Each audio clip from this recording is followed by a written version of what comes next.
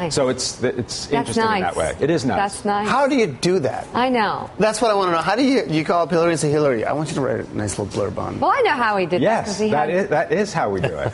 I mean, there's nothing fancy about it. It's literally, we think of the list, who should be on it, right, and then we think who would be the most interesting person to write about that person. So, the Egyptian Jon Stewart, it's written by Jon Stewart. So what we're looking for... And they want to do these things? Oh, they want to do it, yeah. They want to do it. I mean, as Mica was saying, it's a happy thing in many cases, because many of the people on the list are social entrepreneurs, people who are doing really good things, the 3 women who have basically allowed newborns with AIDS to be cured. So they're getting a chance to write about people that are doing something that's valuable and important. Covers. Tell us about the covers. All right. Yeah. So the covers, thank you, Mark. So there are actually 7 different covers in all. And I think you have, I'm holding up the Malala one here. Yes. Yeah. And if you turn that, there's Jay-Z. This is so old-fashioned. Jennifer Lawrence, Elon Musk. And internationally, we have a couple of different ones as well. So the internal covers on the newsstands, these covers will rotate. So collect them all. They're like nesting dolls.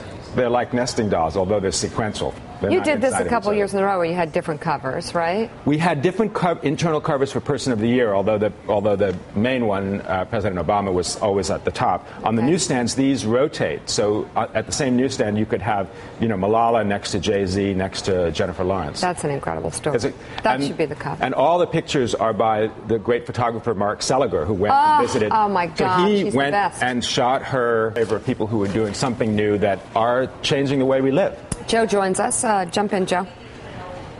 Yeah, Rand Paul's on the list. Why is that? Well, Rand Paul and the item is written by Sarah Palin, Joe, and she says that he's the sort of new face of the Republican Party. I mean, I would argue that he's kind of reconciling the libertarian wing and the conservative wing in a way that nobody really has done before, for better or for worse. And he's kind of the Republican Party it boy at the moment. Next to you, Joe. Oh. Yeah, I think that this morning, Rick, might not be the case. So it's hard for you. You explained that this is